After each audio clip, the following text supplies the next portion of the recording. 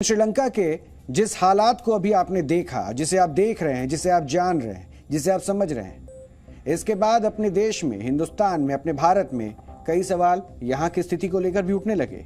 और आज कई लोग ये भी कह रहे हैं कि अगर भारत ने अपनी आर्थिक नीतियों में बड़े बदलाव नहीं किए तो भारत का हाल भी एक दिन श्रीलंका जैसा हो सकता है। लेकिन क्या आपको पता है, आज श्रीलंका जिस स्थिति में है, एक जमाने में भारत ने ऐसे ही आर्थिक संकट का सामना किया था और ये बात वर्ष 1991 की है। उस समय भारत के फॉरेन रिजर्व में $1 बिलियन की विदेशी मुद्रा ही बची थी। यानी उस समय भारत की आर्थिक स्थिति श्रीलंका से भी ज्यादा कमजोर थी, क्योंकि श्रीलंका के फॉरेन रिजर्व में अभी $2 बिलियन की विदेशी मुद्रा बची है, जबकि उस समय भारत का फॉरेन रिजर्व $1 बिलियन हो गया था। और इतनी विदेशी मुद्रा में भारत 15 दिन का ही आयात कर सकता था। लेकिन इसके बावजूद तब हमारे देश के लोगों ने श्रीलंका के आम लोगों की तरह राष्ट्रपति भवन पर कब्जा नहीं किया, सड़कों पर दंगे नहीं हुए और ना ही प्रधानमंत्री कार्यालय को श्रीलंका के आम लोगों की तरह तहस नहस किया गया।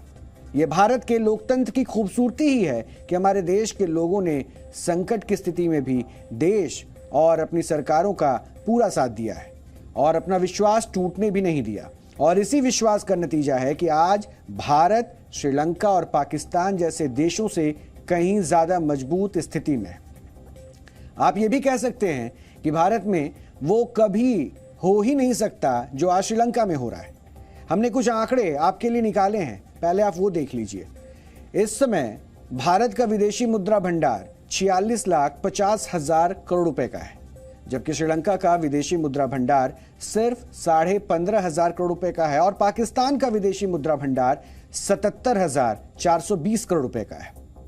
विदेशी मुद्रा भंडार के मामले में चीन, जापान और स्विट्जरलैंड के बाद भारत दुनिया में चौथे स्थान पर है। यानी हम इस विदेशी मुद्रा भंडार के मामले में अभी मजबूत नजर आ रहे हैं, चौथे स्थान पर हैं।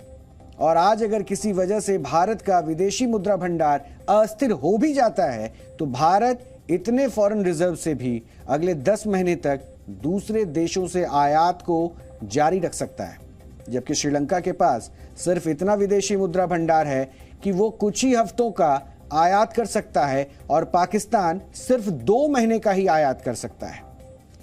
डॉलर के मुकाबले भारत का रुपया कमजोर जरूर हुआ है, लेकिन दूसरे देशों की तुलना में हमारी करेंसी अभी भी काफी मजबूत है। आज $1 भारत के 79 रुपए 60 पैसे के बराबर है और श्रीलंका के 357 रुपए 55 पैसे के बराबर है और पाकिस्तान के 210 रुपए 87 पैसे के बराबर है। इसके अलावा गोल्ड रिजर्व के मामले में भी भारत की स्थिति बहुत मजबूत है। भारत के पास 760 टन गोल्ड रिजर्व है, जबकि श्रीलंका के पास सिर्फ 1.5 टन गोल्ड रिजर्व भी बचा है। 2018 में श्रीलंका के पास 20 टन गोल्ड रिजर्व था, लेकिन 2021 में श्रीलंका की राजपक्षे सरकार द्वारा इसे बेचा गया और इस पर लोन लिया गया, जिससे श्रीलंका के गोल्ड रिजर्व में यह ऐतिहासिक गिरावट आई। हालांकि ऐसा भी नहीं है कि भारत के लिए कोई चुनौती नहीं है। भारत में बढ़ती महंगाई, डॉलर की तुलना में रुपए का कमजोर होना और आर्थिक क्षेत्र में सुस्ती, ये वो मुद्दे हैं जो भारत की मुश्किल बढ़ा रहे हैं। लेकिन अच्छी बात यह है कि सरकार और आरबीआई इस पर पहले से अलर्ट है। जैसे आरबीआई ने इंटरनेशनल ट्रेड सेटलमेंट के लिए भारतीय रुपए के इस्तेमाल को इजाजत दे दी है। सरल शब्दों में कहें तो भारत को अब उन देशों या कंपनियों से व्यापार करने में आसानी होगी जो डॉलर में व्यापार करने के लिए इच्छुक नहीं थे, यानी जिनको ऐसा लगता था कि डॉलर में ये व्यापार नहीं हो, वो रुपए में ही कारोबार करना चाहते थे। जैसे रशिया और यूक्रेन युद्ध के बाद अमेरिका ने पूर्व के कई देशों पर डॉलर में रशिया के साथ व्यापार करने पर रोक लगा दी थी और ऐसे में रुपए में व्यापार करने का विकल्प आने से ऐसे देशों से व्यापार करना और आसान होगा। यानी ग्लोबल ट्रेडिंग में रुपए को जो बढ़ावा मिलता है, उससे रुपए की स्थिति और मजबूत हो जाएगी। कहते हैं कि अगर पड़ोस में सब ठीक चल रहा हो तो अपने घर में भी शांति बनी रहती है, और अगर पड़ोस में अशांति और अनिश्चितता का माहौल हो तो घर में भी चिंताएं बढ़ जाती है।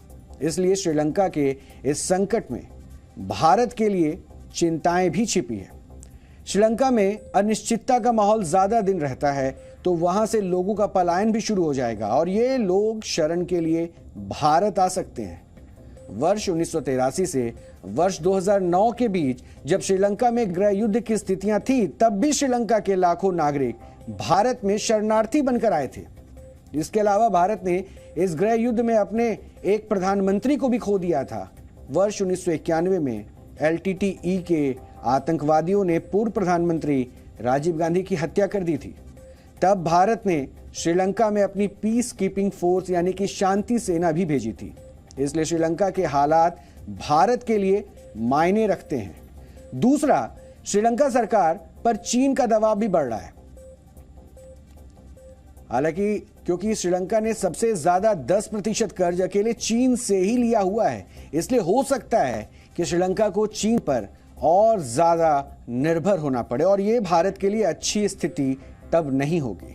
वैसे श्रीलंका की सरकार के खिलाफ वहां के नागरिकों में भी काफी असंतोष है, जिससे वहां हिंसक प्रदर्शन बढ़ रहे हैं। अगर श्रीलंका में फिर से गृह युद्ध जैसी स्थितियां बनती है तो इसका असर भारत पर भी पड़ेगा और श्रीलंका के अलग अलग क्षेत्रों में भारत ने भारी निवेश किया है और इस निवेश को लेकर भी भारत की चिंताएं हैं।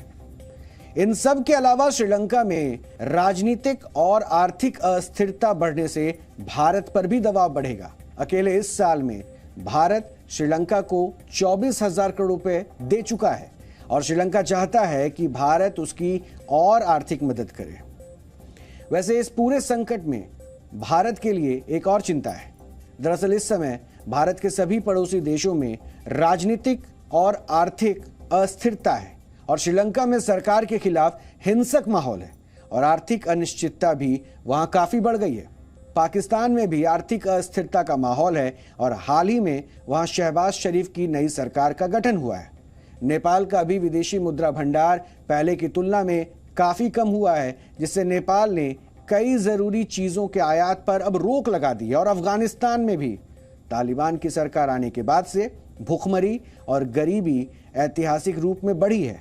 चीन भारत के इन तमाम पड़ोसी देशों का फायदा उठाना चाहता है और उन्हें एक छोटी मछली की तरह कर्ज के जाल में फंसाकर निगल जाना चाहता है। आपके पड़ोस में जब कोई तनाव होता है तो उसका सीधा असर आप पर पड़ता है और यही बात सभी देशों पर भी लागू होती है। भारत के पड़ोसी देशों में अगर राजनीतिक और आर्थिक अस्थिरता बढ़ती है तो यह मुमकिन है कि इसका प्रभाव भारत पर भी पड़ेगा।